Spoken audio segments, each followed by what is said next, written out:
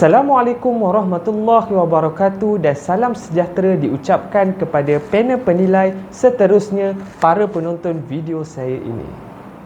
Saya, Muhammad Iqmal Hanafi bin Ahmad Hisham, merupakan pensyarah di Jabatan Kejuruteraan Elektrik Politeknik Mukah. Pada hari ini, saya akan membentangkan kajian saya yang bertajuk Augmented Reality dalam aplikasi pembelajaran interaktif bagi alatan tangan.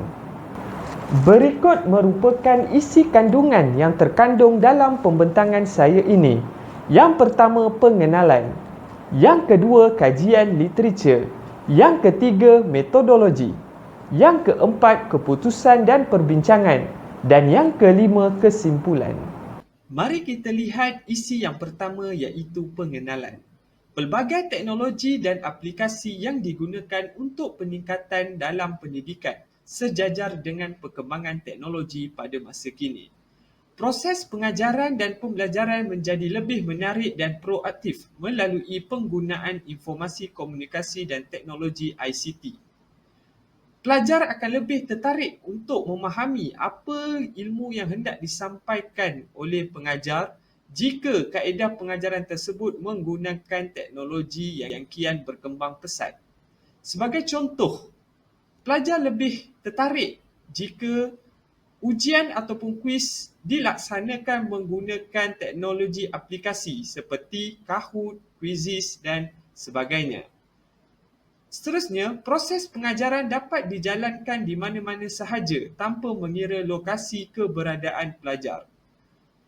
Ini lebih tertumpu kepada flipped classroom, di mana pada masa kini proses PDP berpusatkan pelajar lebih menarik berbanding kaedah konvensional, iaitu berpusatkan guru.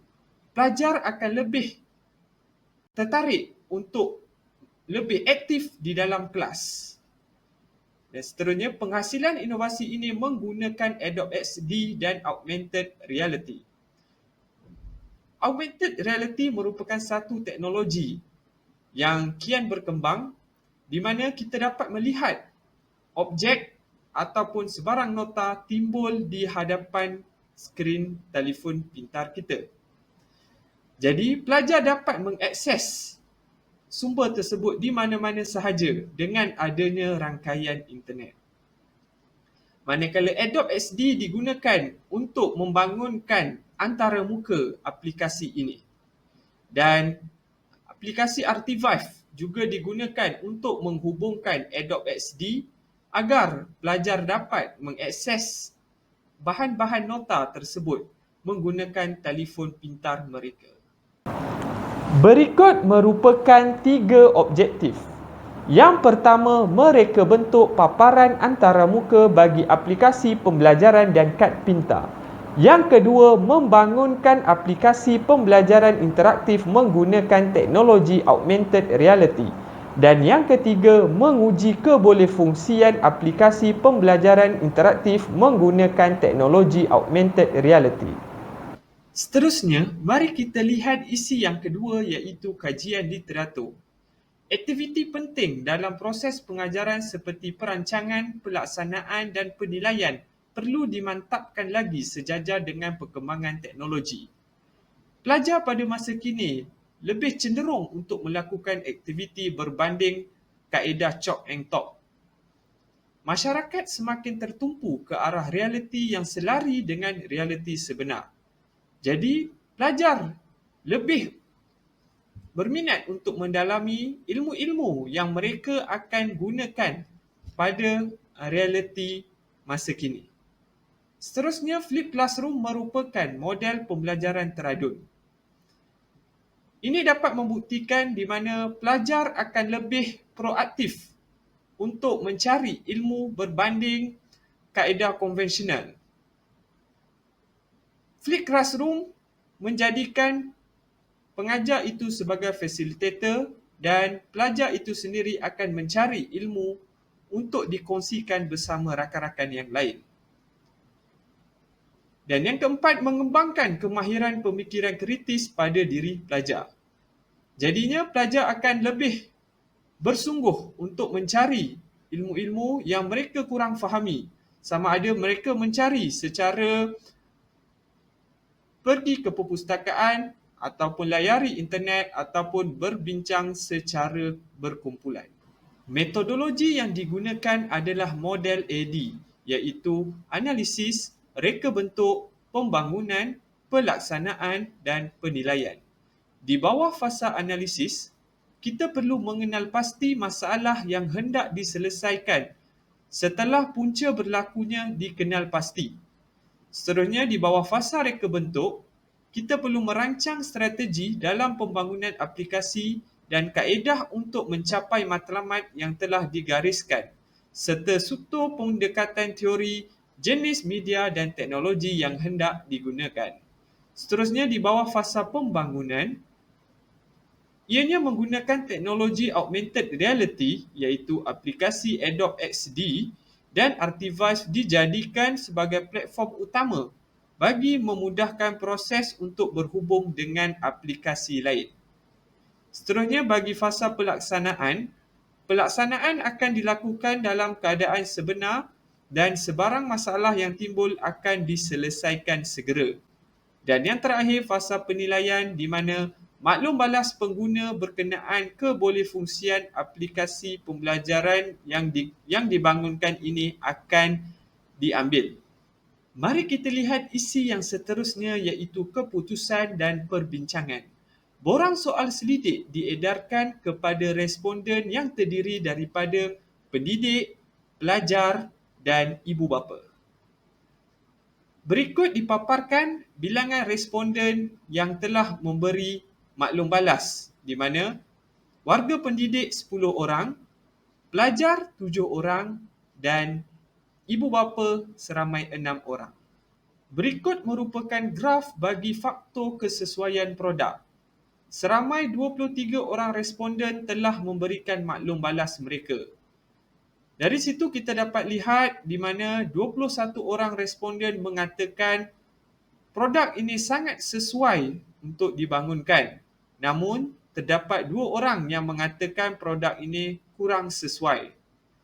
Jadi, kita lihat di sini, majoriti responden bersetuju mengatakan produk ini sesuai untuk dibangunkan.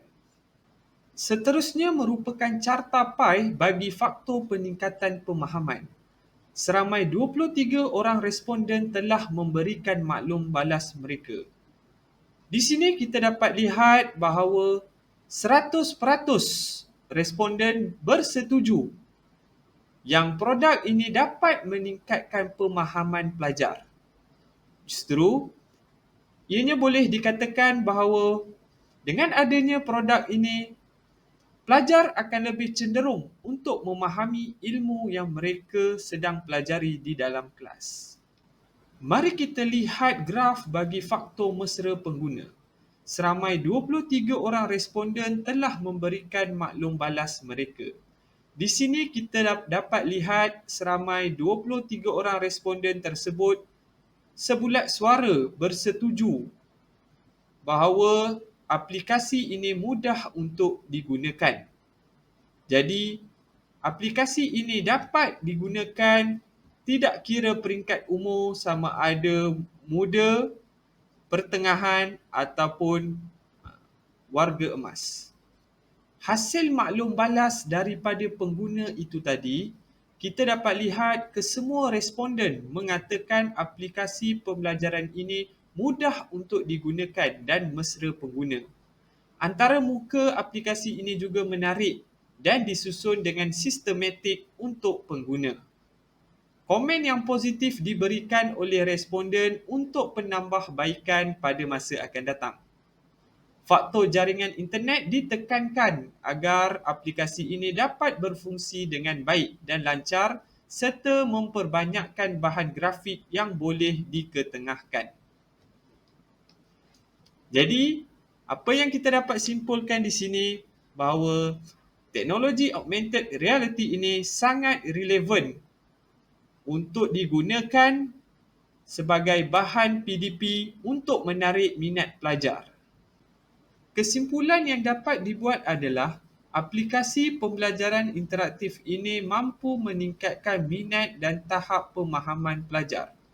aplikasi ini juga mampu memberikan impak yang positif kepada semua kumpulan sasaran termasuk warga pendidik, ibu bapa dan pelajar. Seterusnya, suasana pembelajaran yang aktif di mana aplikasi ini mampu membuatkan pelajar menjadi proaktif sewaktu di dalam kelas di mana pelajar sendiri akan bersungguh-sungguh mencari tahu ilmu yang mereka kurang fahami berbanding mereka bergantung harap kepada pengajar sahaja. Dan yang keempat, pembelajaran boleh dilaksanakan tanpa mengira lokasi. Jadi, proses pengajaran dan pembelajaran dapat dilaksanakan di mana-mana sahaja asalkan mempunyai capaian internet yang baik. Jadi, ilmu dapat disebar luas, tidak tertumpu pada lokasi di dalam bilik kuliah semata-mata. Sekian saja pembentangan saya pada hari ini. Terima kasih. Assalamualaikum.